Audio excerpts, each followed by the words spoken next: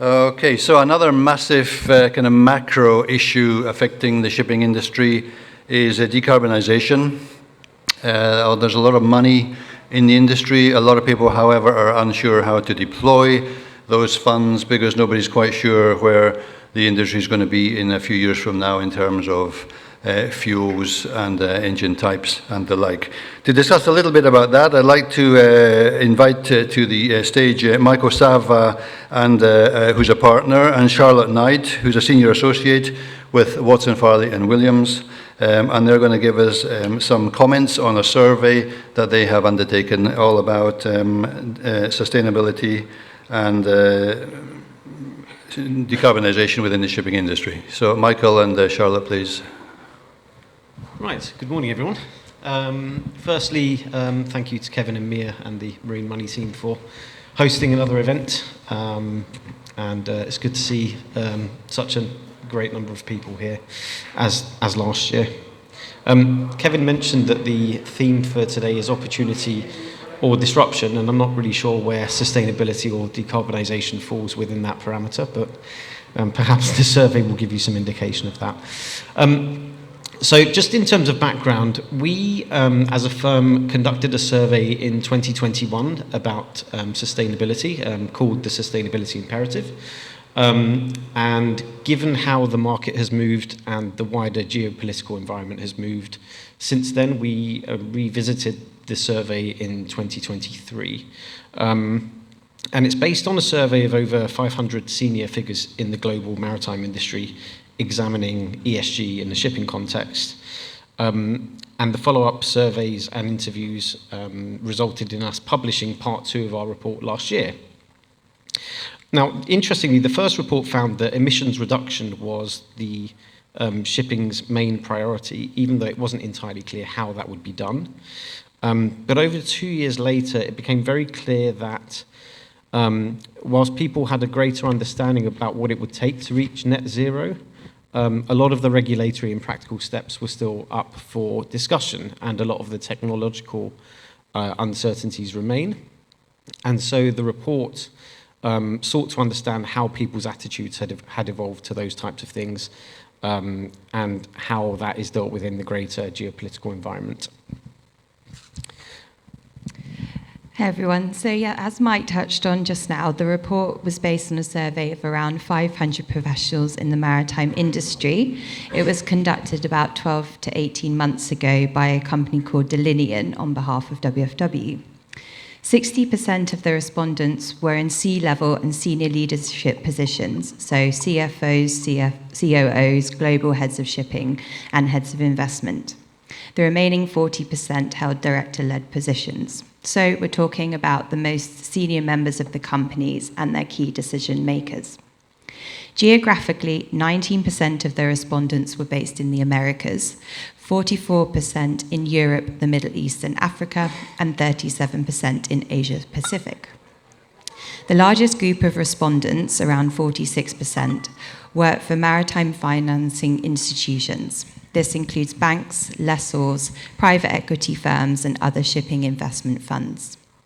Charterers accounted for 14%, and ship owners and operators form the remaining 40%, and they're broadly representative of container, bulk, tanker, and other trading ship types.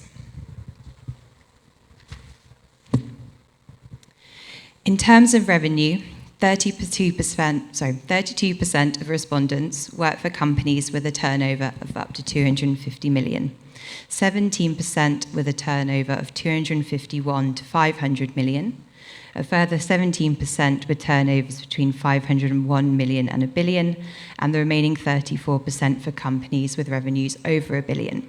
So the findings of our report are very balanced and represent all types of corporates within the maritime sector. In addition to the survey, and as we did with our original report, we conducted a series of in-depth interviews with 6 key industry experts. This allowed us to go into more detail around the key findings of the report and the initiatives which are being taken. Some of their quotes are included in the slide on the screen right now. Coinciding with the publication of our follow-up report, there were a few webinars held with some of the above experts, among others, discussing some of the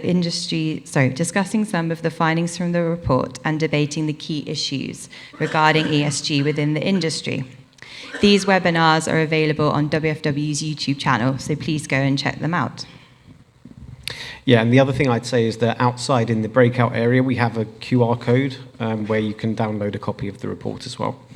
And for those of you like me who don't use YouTube that often, I am told to highly encourage people to start doing so because it's apparently a good medium for things like this. Andrew, stop laughing. Right, so there are 5 key takeaways that we will focus on today. But just to give you a bit of background about who and what seems to be shaping the ESG agenda for the maritime community. In terms of who, it really is a bit of a mix, but actually financiers and investors seem pretty prevalent in terms of their influence in the market. But it depends on whether you're looking at the E, the S, or the G. Financiers seemingly are less involved on the social aspect of things, where companies are taking more of a steer from the industry itself. Interestingly, public perception was the weakest response type in terms of who is influencing the industry. And that could be for a couple of reasons. Number one, global media interest in the shipping industry is broadly lower than other industries, I would say. And so actually media coverage of the shipping industry may not be as high as certain other sectors, and so public perception is steered by that. But actually, perhaps more importantly, is the fact that there may be indirect public perception influencing policies of people within the industry itself. So where financiers or charterers are, and the industry themselves are looking at things and they're influencing the agenda, perhaps some of their reasoning for that is to do with public perception.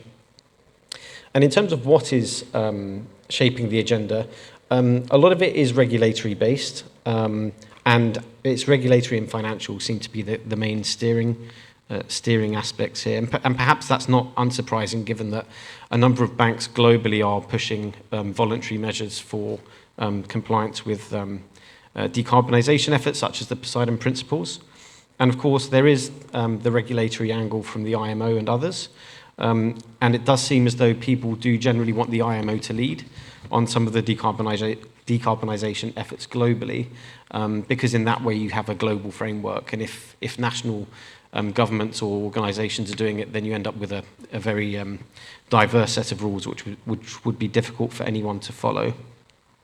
And what we are seeing with banks in particular is that a lot of banks globally are looking at including covenants in their loans to cover decarbonisation efforts, and in particular with things like ship recycling. And occasionally we do see financiers offering reduced margins on some of their transactions if certain environmental targets are met. And the other interesting factor with the regulatory angle is that a lot of the respondents, in fact the vast majority, about 89%, supported an expansion of the Poseidon Principles to include greater ESG elements beyond pure emissions. Okay, so we'll quickly touch on the key 5 findings. The first is that the industry now has a better understanding of how long it will take to meet ESG goals. Secondly, ship owners have become more collaborative.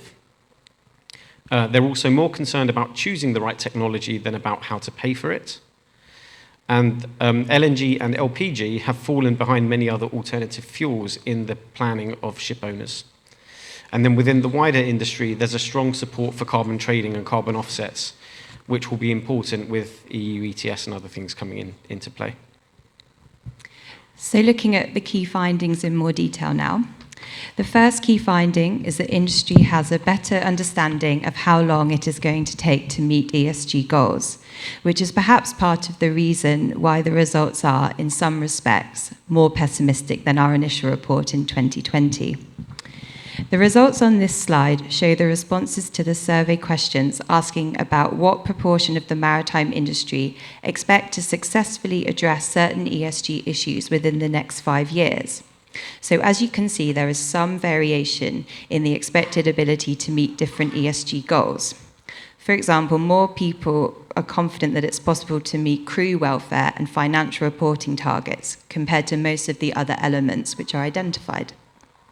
And on average, respondents believe that 28% of the maritime industry will meet milestones for emissions within the next 5 years.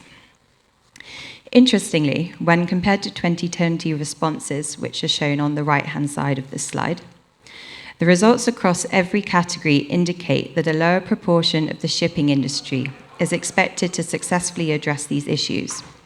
While at a first glance, this could seem slightly pessimistic, but in reality, it probably shows there is now a greater recognition and understanding of what is required.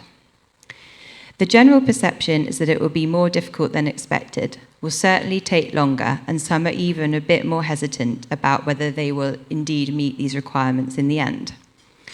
Some parts of the ship owner community are more bullish on making this happen and have gone from, do we have to really do this, to how are we going to get this done?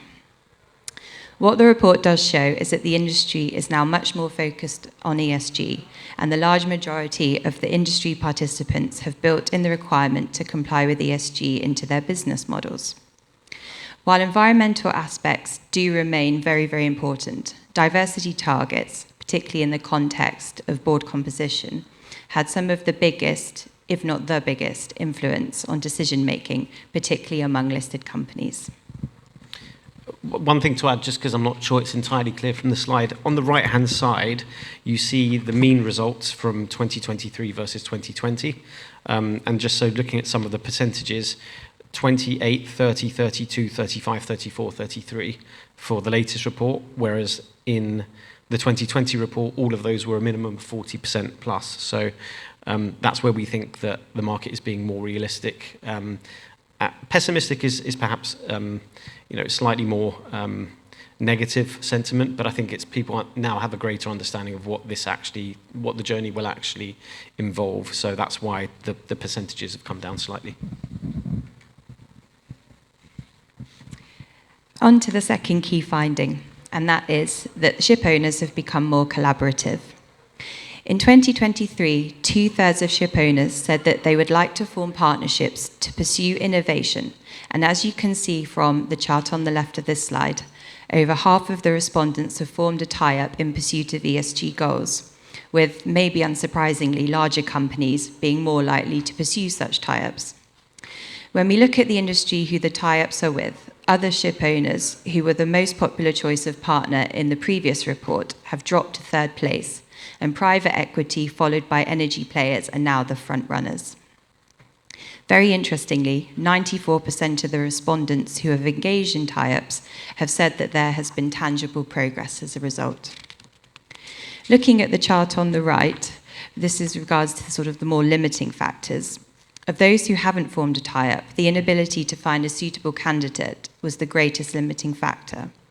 And only 28% of those who haven't formed some type of alliance are confident that ESG goals can be achieved without forming a JV or other alliance.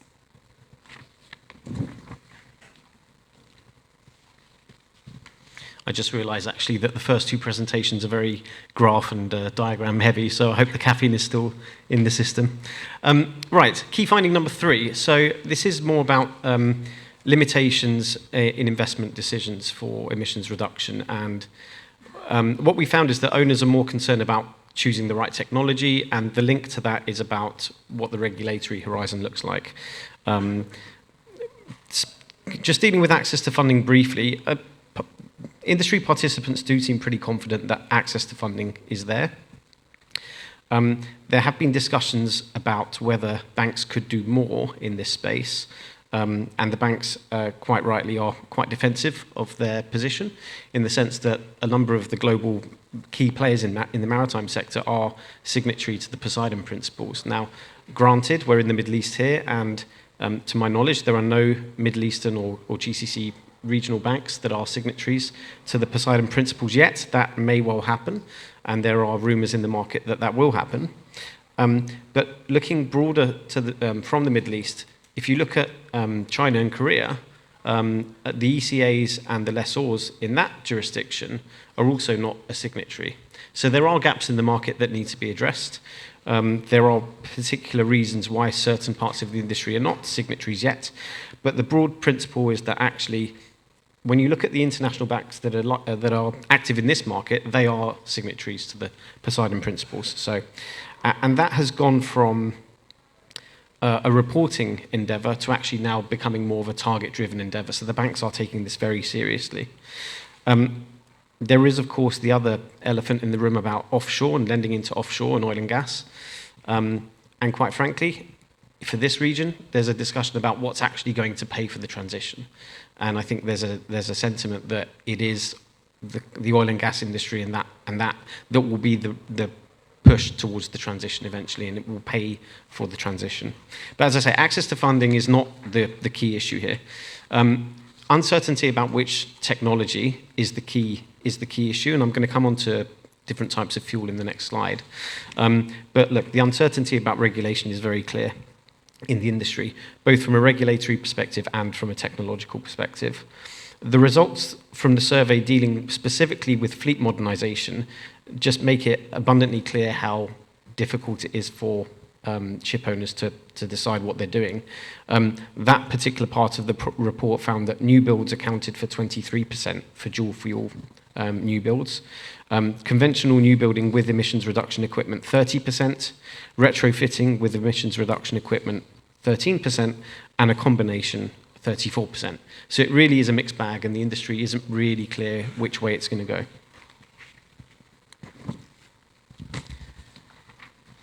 And on to alternative fuels specifically, what you'll see, one of the main differences between 2020 and the latest data is the drop of LNG.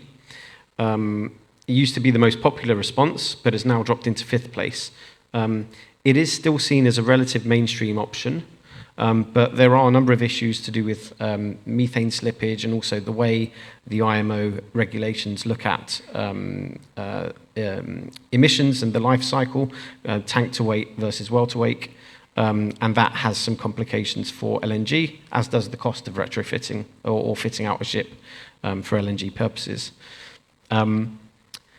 Interestingly, yesterday there was an article in Sea Trade where the CEO of Man Energy Solutions shared this sentiment in the sense that multiple fuel and engine types are likely to be the way the industry goes, and the choice between new build, retrofit, and alternative fuel-ready engines is going to be there. It's not a one-size-fits-all, basically. And so whether you look at methanol, which seems to have had a sharp take-up in recent months, or ammonia, which has safety concerns, and also utilization across different vessel types will be difficult, so perhaps it's more likely to be useful for container ships than for passenger vessels, for example. That may be more of a medium-term option. And for LNG, while it is one of the most widely used alternative fuels to date, does seem to be falling out of favour on new builds, but there still will be a role to play for it going forward. It has the advantage of having both availability of fuel and also the backup of the supply chain and the infrastructure. So there will be a role to play for that as well. But biofuels has taken the predominant position in our survey as both a long-term and a transitional measure. It's unclear which the market participants are really seeing it as. And the other point to make on this slide is that, bizarrely, the numbers don't add up to 100%. And the reason for that is because the people that were surveyed were allowed to choose up to 4 alternatives. And so that's why there's a slight skew in the data, but it's to show that people don't think there is one answer. The factors really coming into the decision-making seem to be threefold. The cost, and there's an inevitable price gap here that the industry isn't really clear what should be done with that. A number of ship owners and industry respondents are suggesting that it should be bridged by government subsidies. There's the safety angle with certain types of fuels, in particular hydrogen and ammonia, and also the availability with biofuels being more readily available perhaps than some of the other options on the slide. And yeah, how do you make these new technologies and projects relating to them economically viable? The industry seems to feel that that's going to be through some sort of regulation, whether that's carbon pricing or carbon taxes or carbon trading, and that will help to bridge the funding gap, which is actually a nice segue into key finding number 5. Yes, so the fifth and final key finding relates to carbon trading and offsets. This is something to consider to be important to 50% of our respondents who think it won't be possible to achieve net zero without it, while a further 41% expect it to make a relevant but not necessarily critical contribution. If we look at the regional variances, it's interesting that the most doubtful about the efficacy of carbon trading are respondents from Americas, where only 28% believe it will play a significant role versus zero-emission fuels. It would suggest that this is something considered to be more impactful in the EMEA region, given that the EU has already implemented its own emissions trading scheme, which came effective on the 1st of January 2024. A perceived issue with the EU ETS generally is that it does not have enough global reach. However, the IMO in its 2023 strategy said they intend to have a pricing mechanism on greenhouse gas emissions, and if the IMO has not implemented this by 2028, then the EU can raise the scope on emissions to journeys starting outside the EU from above the current 50% threshold. The EU ETS is a carbon market introduced by the EU, which aims to reduce greenhouse gas emissions from various sectors, including energy-intensive industries. It is the world's first major carbon market and remains the largest to date. The EU ETS is a cap and trade scheme, whereby a cap is set on the total amount of greenhouse gases that are allowed to be emitted by the GHG discharging installations covered in the system. In terms of maritime scope, the EU ETS applies to ships above 5,000 gross tons, which transport cargo or passengers commercially, but irrespective of the flag they fly. In comparison, the IMO regulations, firstly EEXI, generally applies to each ship of 400 gross tonnages and above, and the CII, which applies to ships of 5,000 gross tonnages and above. The EU ETS applies to all intra-EU voyages and to voyages between the EU and non-member states. That just goes to show why the industry in some respects is pulling their hair out, because what are the regulations that you're supposed to comply with, and are there multiple regulations covering effectively the same ground? How this plays out in the short term will, I think, determine how a lot of the other aspects of this survey will be developed and taken forward. And it wouldn't be a presentation by a law firm without a little bit of self-publication. So this is a slide that just gives you some statistics and key data points about the firm and what we can do, in particular with ESG in mind. We have, as many of you know, in our Dubai office, we're very focused on the maritime sector, both in terms of finance, corporate, as well as infrastructure and disputes. But we have a team based in our London office that works globally on very specifically environmental aspects, including ESG strategies for shipping companies. So that is something that we are able to support, and we do support a number of clients in this globally. And the one thing that, the final thing that I will say today, which seems to be the most non-secret of all secrets in the room, is that we are hiring a number of our industry peers from Incenco. So we have a number of partners and other staff joining us in the next few weeks, which I can, for the first time, not confirm or deny, but just confirm, because most people in the industry seem to know more about it than we do. But yeah, so it's something that we're looking to grow. We will be increasing the size of our office quite significantly and growing some of the parts of our practice that we haven't had a great footprint on to date, including on maritime disputes. So I'm sure there will be people that you are familiar with. So we're around to take any questions. Thank you. Any questions, please?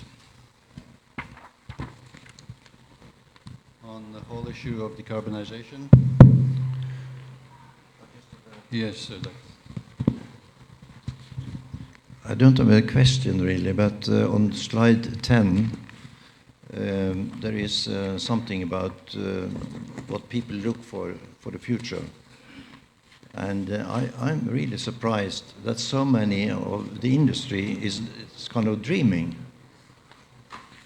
it looks like a dream. The only realistic alternative is probably the biofuel. But I'm very surprised to see the wind, hydrogen, solar at this stage of the game. Maybe you can comment. How can a result come out like this?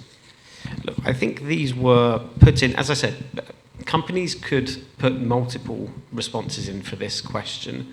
And I think for things like wind and solar, it was taken as a greater consideration.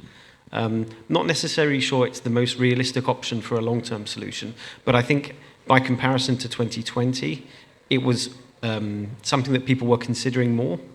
But personally, I don't think it's a long-term solution for the industry. I think in some respects it may work, but it may work for particular vessel types or particular parts of the industry, but I think that's more of a niche play than a broader industry solution. Yeah. We have heard the shipping industry bragging a lot about biofuel engines coming in on the new buildings and also present fleet.